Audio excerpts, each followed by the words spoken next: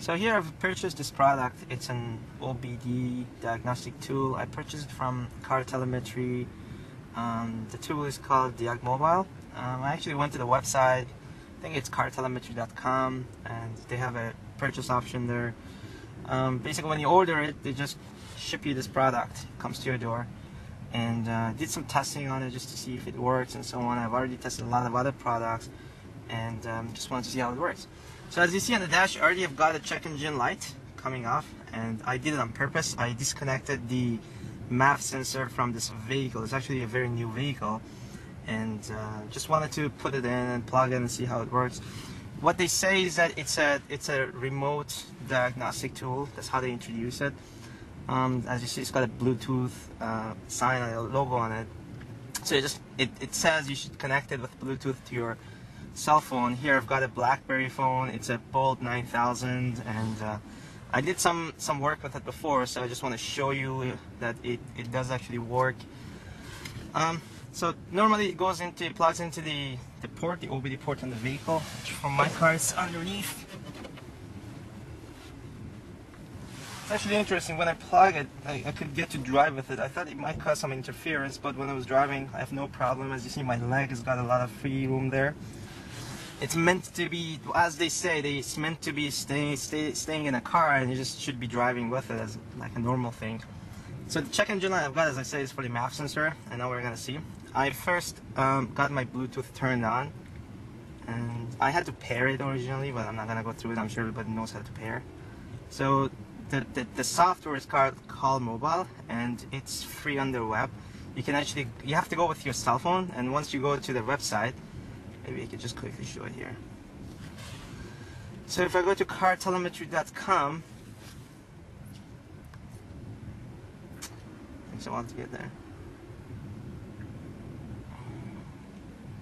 It's connecting. Yeah, here is where you can purchase the product. Actually, if you click, I think, on this link, they just send it to you.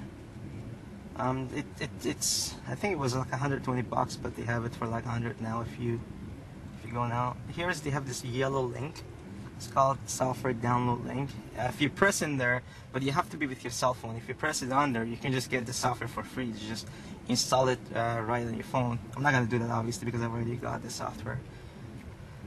Then when you install it, it goes into your downloads, and it's called Car Mobile.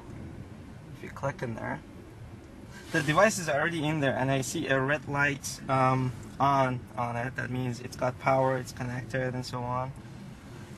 When you try to connect to it with the cell phone, then I get here where it's connected. Obviously, before you do this, there's like an activation thing where when you install the software and when you get the product, they send you a PIN number or something, and then you have to punch in the PIN for the first time when you want to use it.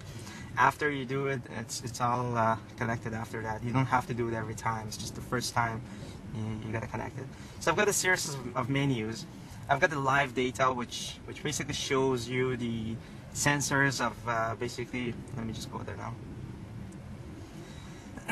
See, it's a bunch of sensors. You can choose the sensors, and it monitors the live value for the sensor. I'm gonna go through it in more detail in a sec.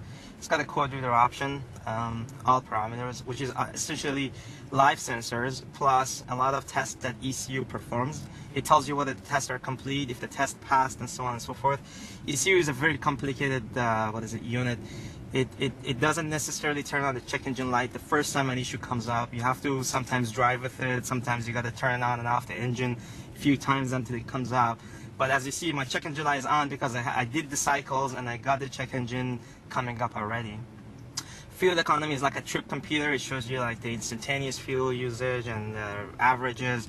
You can define a trip from your home to your destination, let's say, and it tells you how much actual fuel you use in there. Freeze frame, I'm sure all the car enthusiasts are familiar with it. It tells you at the time of check engine light what each parameter was and how long you've been driving with the DTC on for, and how many kilometers, how long.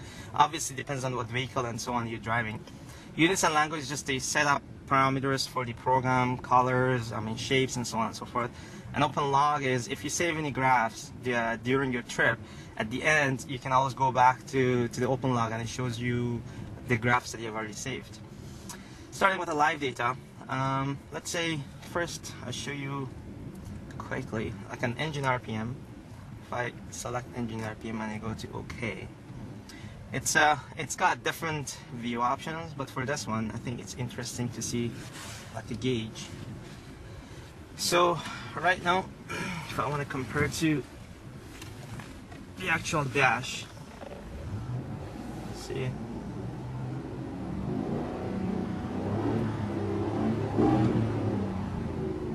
Right now, because I've got the map sensor disconnected, obviously the vehicle is not going to be working as normal. It's actually gone on a default mode, which is only lets you go up to 4,000 RPMs. Every car is different.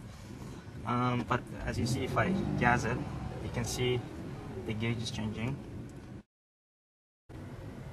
I'm going to go to live data.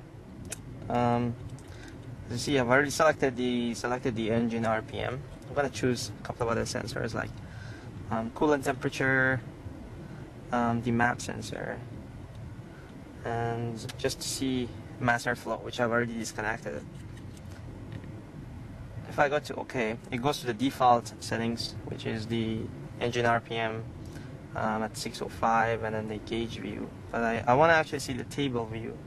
The table view shows all four parameters that I selected side by side. So I have engine RPM, mass airflow, coolant temperature, and map. If I press on gas, see the parameters are changing. Coolant temperature is still at 93, but it shows me that the map is still at 0, and the reason for that is the disconnection. So obviously it's showing me everything that I want to see, right?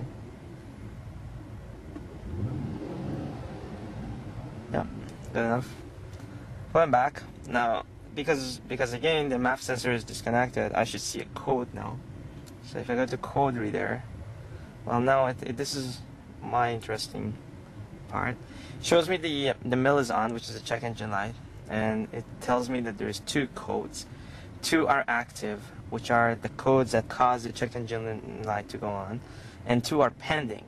So obviously, as you know, the first time that a sensor gives a malfunction, it goes into the pending status, which does not trigger a check engine light. So if active was 0 and this was 2, you would see this off. But now, because these pending codes have already gone to active, which is I have driven long enough or they have triggered enough times, it's now causing the check engine light to go on. Now this device can actually monitor both. So even if you have the check engine light off, when I did it the first time, I didn't see a check engine light, but I saw the codes coming up.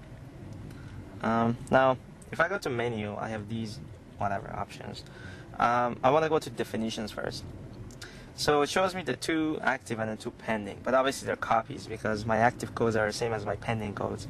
First one is P0102 and the second one is P0113. And the interesting thing is it shows you the definitions too. So it tells you that the mass or volume airflow in the A circuit is low, and it shows you the intake air temperature sensor for the first circuit is high. And the reason is because when I disconnect the connector, it's both sensors are connected to the same connector. So when I disconnect it, I get two check engine codes. If I go back, now I have other options here too. I can give a full report, which is it basically gives me all the parameters in the vehicle and so on. And the reason they do, I think they did this, is because they have this SMS option, which if you select it, I haven't tried it, but I'm sure they have their own system, that you can choose their number. When they give me the product, it came with an SMS number. If you put in there, supposing they give you a report or something, that what's the issue and what's the codes you get in and how much it costs and so on and so forth. But what I wanted to see here is I can actually go to the menu and try to clear the codes. So if I go to clear codes, it gives me a warning that you're clearing the codes. Okay.